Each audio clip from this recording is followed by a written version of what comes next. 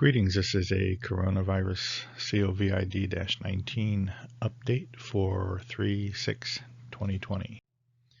And as usual, we'll start with the Baidu numbers. Baidu is a Chinese search engine, and they have a site here that I will reference below in the description.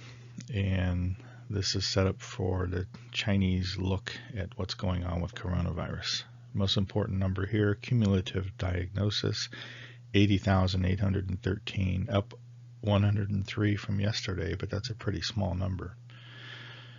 103 is pretty small. Suspected cases, 502, that's up 99 from yesterday, also small. Cumulative cure is actually cumulative recovery. China did not cure 55,000 people. Of those 55,477, 55,000 of them just recovered on their own with minor symptoms. Existing severe cases, this is down from yesterday by 248 at 5,489, and deaths in China reached 3,073. Then if you scroll down on the same page, you'll see a map of China, which really hasn't changed much lately. And then you'll see two graphs if you keep scrolling down. This is the first one. This plots deaths with cures and new suspected cases and new cases. So you can see the new cases and new suspected cases, the red and orange lines are in a downward trend now, up and down, but in a downward trend. Deaths are also kind of in a downward trend, and recoveries kind of upward, but down for the last few days. And this plots the non-Hubei province with Hubei in pink and the national numbers in red. And you can see Hubei almost follows the national number because of that's the epicenter. That's where everything's going on in China. Then if you scroll down, you can see a list of provinces, and by default, I think it should open to Hubei and show you all the cities. And Wuhan naturally is the biggest city in Hubei province, and that's where everything started. The seafood market in Hubei, or in Wuhan, I mean. And we have a new diagnosis 74 in that province. And if you scroll down further, you can see the hot searches for today. So these are searches used in China with the Baidu search engine, which would be like Google, to find stories. So the search terms don't always make sense, but we'll find the stories and go over them. So there's 5 we want to talk about today, but really 3 of them are the same. So this happened in Hubei province. A group of medical people got together and first walked through the province, where they were greeted by not very happy people, and they also announced that the state news office press conference, they said that when are they going to lift the restrictions? Well, not very soon, but they say that day is not very far off. So, Wuhan, is the most restricted city in China, and it's under lockdown. Most cities are under lockdown as far as big gatherings of people or even small gatherings of family, but Hubei is under the most stringent lockdown. Then on the right, Central Steering Group responds to Wuhan residents shouting "fake, fake," and that's about the same as the next screen down there. So these were 3 different search terms, 3 different stories, but they're all relating to this group of people who went to Wuhan, and then they had a public meeting where they announced what's going on, and they were also kind of yelled at by the people that aren't real happy about being stuck inside. And these are the last 2 stories. First, Hubei, over 3,000 medical staff infected with the new coronavirus, and that's not really that much of a surprise, because the last time we heard a figure for medical people, they called them frontline medical people, it was 1,700, and that's been maybe a month So it isn't that surprising that it's up to 3,000 right now. And in Shenzhen is like China's technical city, and it'd be like our Silicon Valley. That's I've worked there, and that's where Tencent Technologies is, and a bunch of other Chinese firms, high-tech firms. So there's a story coming out where they actually demonstrated how this coronavirus has morphed, and I can't really tell that by looking at the slides, but maybe we'll take their word for it. Then we take a look at the Johns Hopkins data. This is for the Center for System Science and Engineering. This is a global look. So Johns Hopkins tracks this. This is a research institute at Johns Hopkins. I think it's at Johns Hopkins University, not the hospital. And they have a total global confirmed cases now of 101,797, or that's what it was when I started working on this, and with 3,430 deaths. Then the first thing I do when I start looking at the global numbers here from Johns Hopkins is I take a look to see how accurate the Chinese numbers are. So China has 80,813 cases. Johns Hopkins is showing that as 80,573, so we're down a couple hundred, 240 something. So that's pretty close. Then the first thing I do is, I look for news stories that account for, the big changes. And the three primary hotspots now in the world outside of China are South Korea, Iran, and Italy. So South Korea went from 6,000 cases to 6,593, so they're up quite a bit, 500 cases. Italy went from 3,800 to 4,600, and Iran from 3,500 to 4,700. So Iran is really growing a lot. And if you look on the right, this is the global table of the number of deaths. Italy, Iran, and South Korea have moved up to second place outside of Hubei province in China. There's no other province in China that has anywhere near that many deaths. The last I looked at the individual provinces, the highest was like 23 in one province and 19 in another. So obviously, these three hotspots have surpassed any other non-Hubei province in China. Then out of South Korea, top left, you can see the update in the numbers, 196 new coronavirus cases, deaths up 7 to 42. And then the Korean Times, and I think that's the New Straight Times on the right, coronavirus, South Korea promises retaliation as Japan limits entry to visitors. Well, Korea retaliated by suspending the visa waiver program for Japan, which is pretty drastic. So those two countries don't get along very well. The U.S. is always trying to, get them to do war games together, and just in case someday, there's some kind of a conflict, like involving North Korea. But they really don't get along, and if you want some background on that, you can look up World War II and Japan and Korean comfort women if you want to research that. Indonesia still allows flights to and from South Korea, which is probably the only country left. Then we have South Korea grapples with mask shortage. Everybody's, dealing with a mask shortage. And on the lower right, you can see South Korea burns, quarantines, banknotes. That's one thing a couple countries are doing, is taking a look at their, money currency, because it can hold viruses. And here they're just shown cleaning everything, cleaning some kind of self-service kiosk. I don't know if that's a bus station or a subway or airport or what.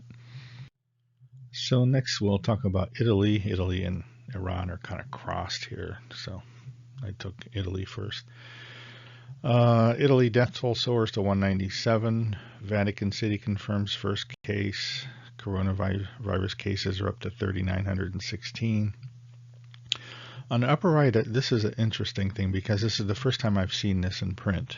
Naturally, Wuhan, where the epicenter is, Wuhan went on lockdown as far as, the government closing airports, but still 500,000 people escaped the city. It's a city of 11 million. And where'd they go? All over the world. And that's why we're in this kind of condition right now, where everybody getting sick everywhere.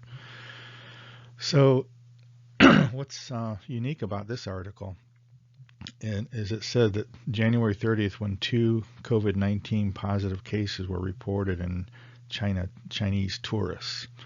So this is the first time in print that they actually came out and said Chinese tourists, because they, other articles you read is they don't know who the first people were, or how coronavirus made it into northern Italy.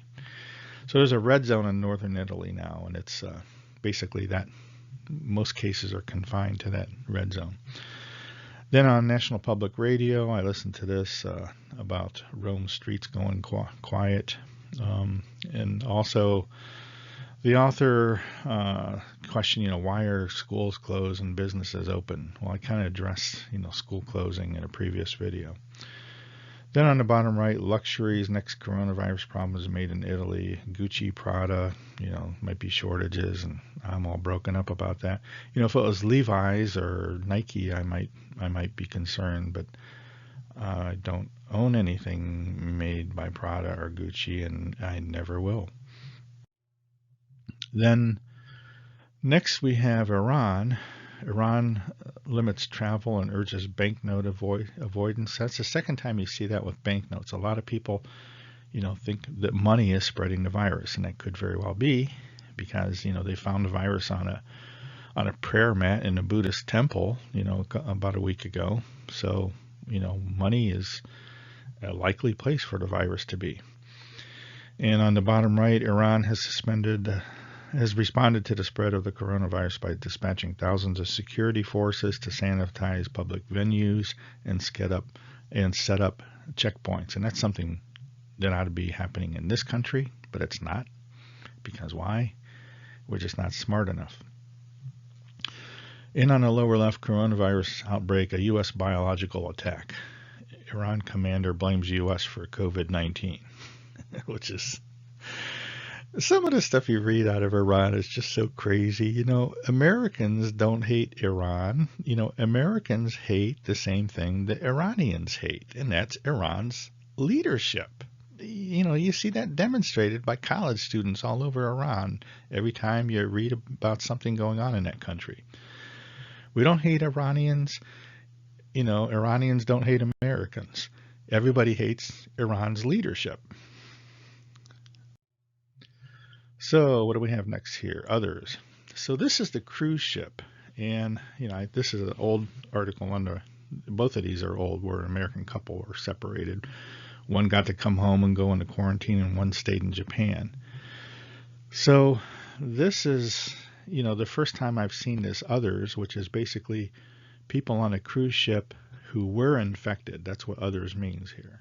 Most people from the cruise ship, all the passengers have been repatriated, all the crew members have been repatriated, except for infected people. They were put in hospitals, and that's the first time I've seen that number go down from 706 to 696. So Japan still has a boatload, literally, of infected people from the cruise ship.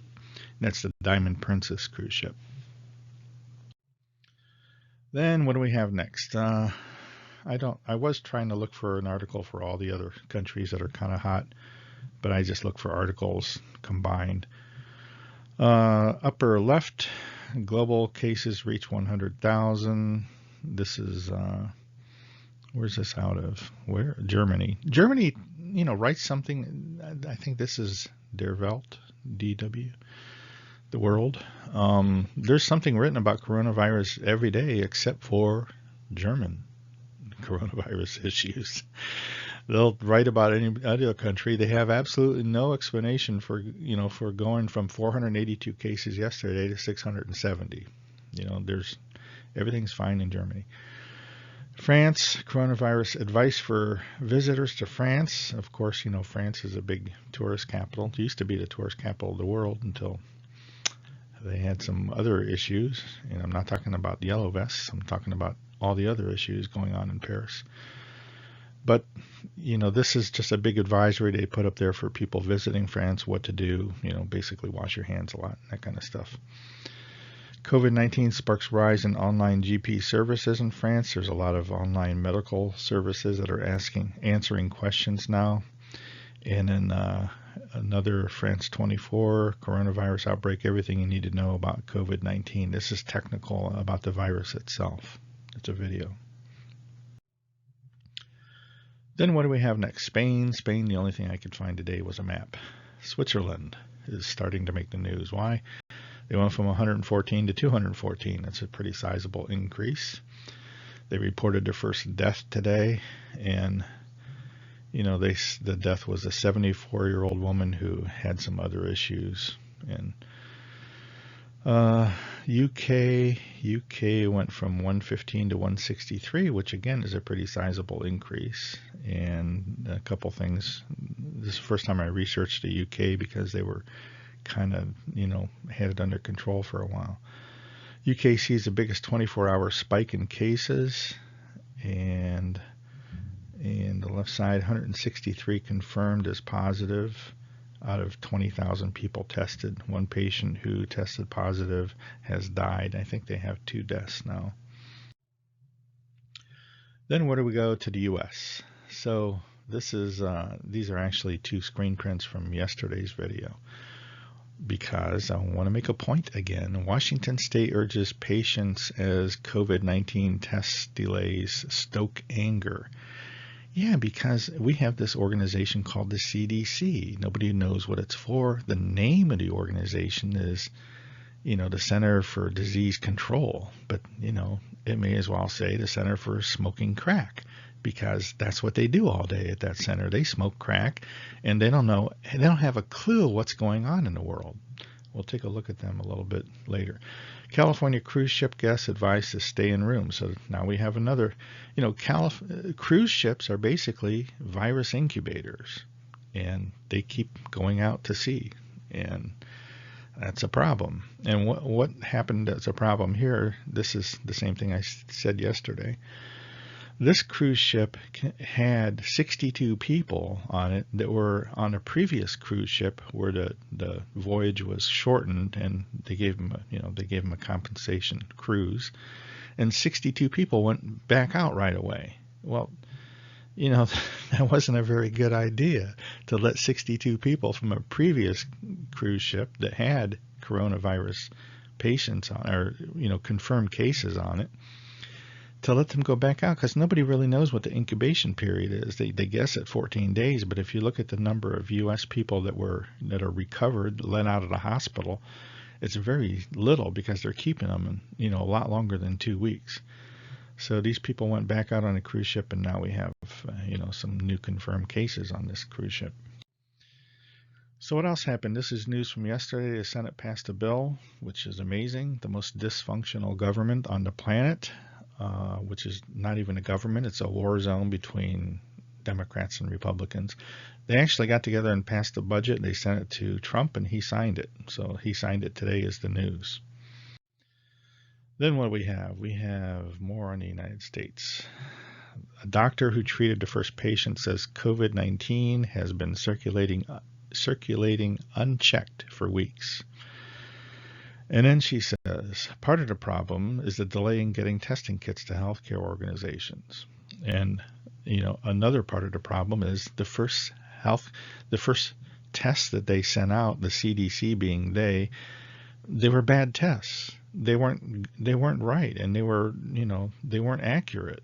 So the CDC is the Center for Disease Control and Prevention. They don't have that they haven't added CDCP yet. But, these people just don't know what they're doing. They didn't have enough test kits. They sent out test kits that weren't right. First, they announced to the world that they're going to have test kits by the weekend. That was, a few weeks ago, or a month ago, maybe. They're all about self-promotion. All they say is, the CDC's doing this and doing this. They're ill-prepared for what's going on in this country. We don't care about anything else. We don't care that you're going to China. Who cares that you're going to China? Just get it together and start doing something to protect people back home. So you can read here about some other delays. This is actually a pretty good article by CNBC here. But there's a lot of issues with the CDC. So why are there issues with the CDC other than them smoking crack all day? Here's what I think part of the problem was. If you look at SARS from, this is 2003, SARS had a pretty big impact on the world. 5,300 cases in China, which is nothing compared to 100, 90,000 now or whatever. United States only had 27 cases. So what does the CDC think? Well, hey guys, we could start developing a plan for the next Asian virus that comes to the United States, or we could sit in the office and smoke crack all day. What do you guys want to do? Let's vote, okay? So they voted, and guess what they're doing? They're smoking crack instead of coming up with a plan, because we only had 27 cases of SARS. Look at MERS.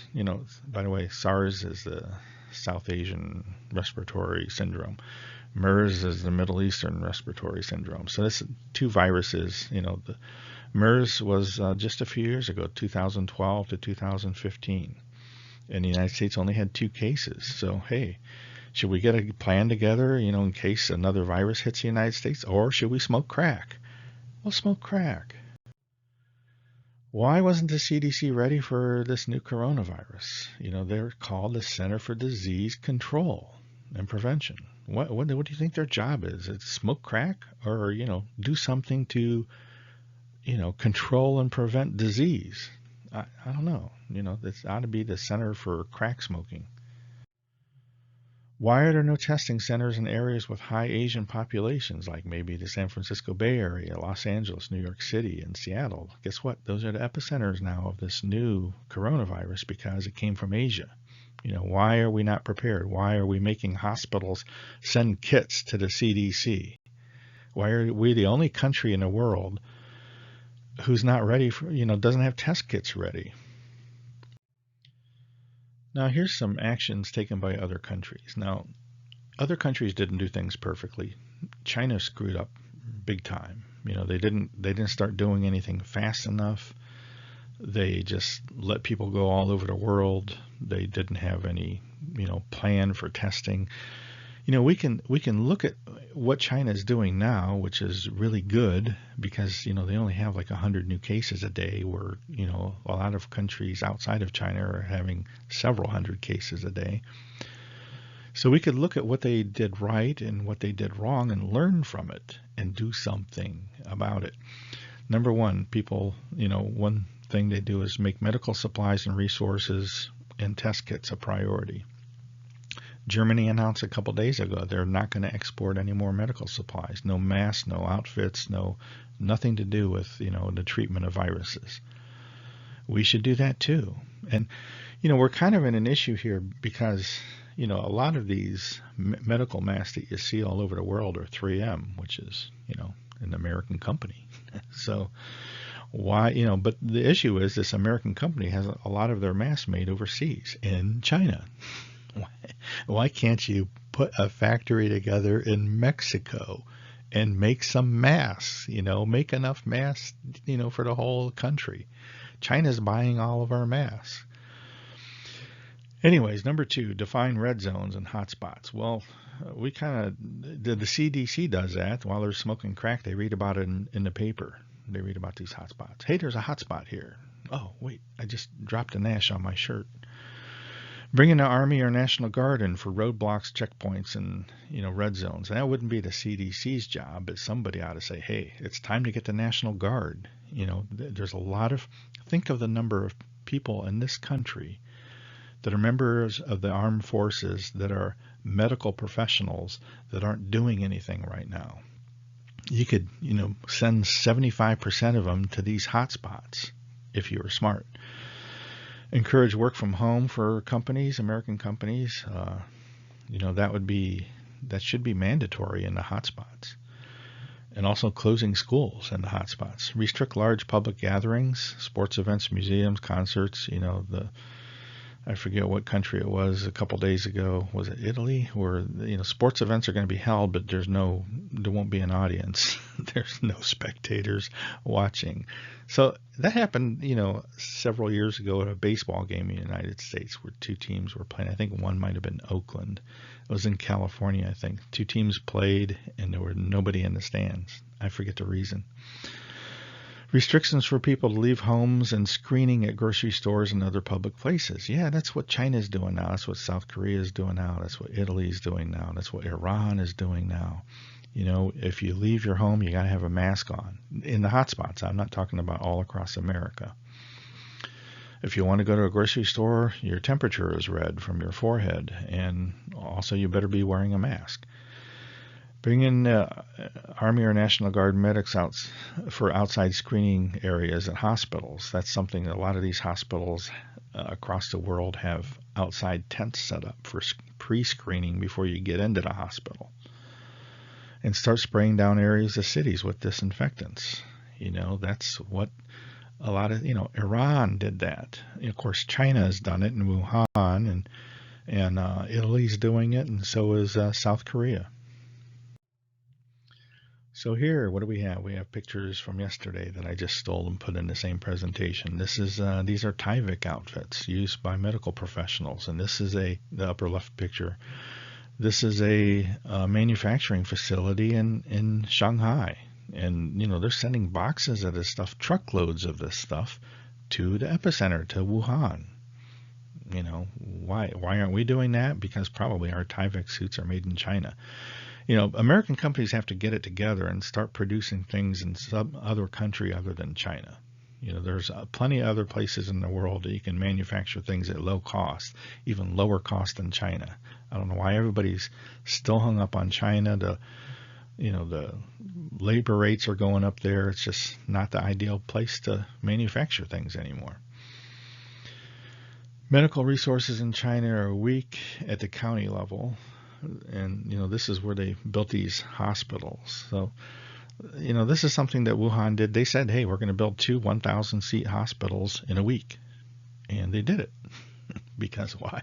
Because China does that kind of stuff. They can build these, 6 or 8-story residential towers in a week. And, they do that.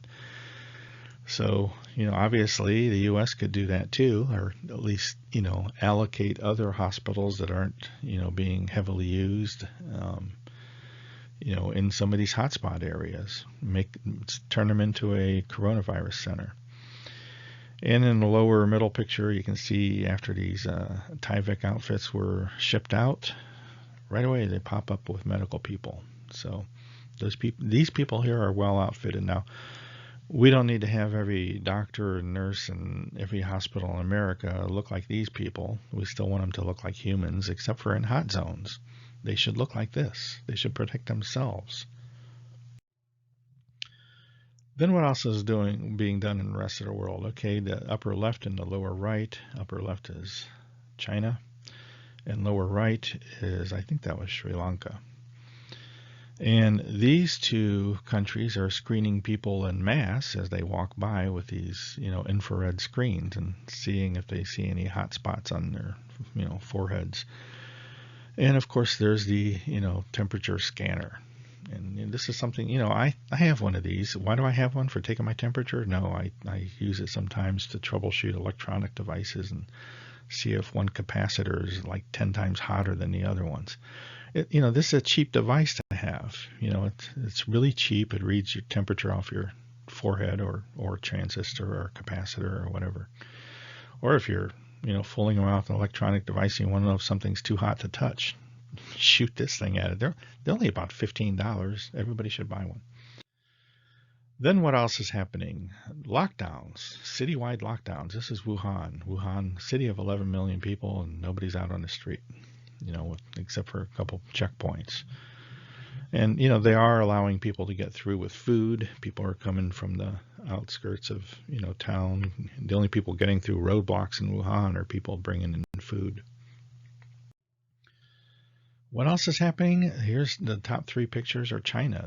They're fumigating towns, disinfecting big lumps of cities. There's a truck going down the highway, shooting stuff up in the air. You can see this residential complex in the middle where there's, fumes all over the place. And on the right, a guy walking up and down the street with a disinfectant that's just blasting every business that he sees on the left side and right side as he walks down. South Korea, we have trucks with disinfectant in the front. You can see in the background on the left, looks like it rained after these trucks went by.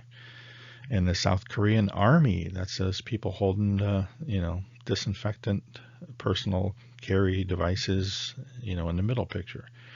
And on the right, another disinfectant device in South Korea.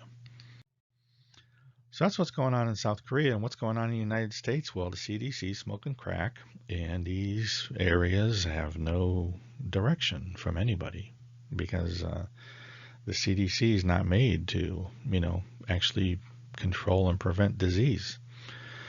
So we have these hotspots that are growing every day. So I just refreshed this. It's up to 328 now. Cases in the United States with, I think we're at 15 deaths, not 14. I think I read that somewhere. And, 58 King County, Washington's one big area. And then we have, Seattle, Los Angeles, and New York. And there's another big hotspot in Toronto. And then finally, this graph I try to take a look at every day, and it still needs fixed. So I used to map the trends every day, and that worked when the scale was right. If you can see the scale on the left, it's 90K. We're at 100. We're over 100 now, and the line on the upper right, that yellow line, is not doing anything. Where I think it should be like going up every day, but the graph is messed up. And that's all we have. Appreciate your time.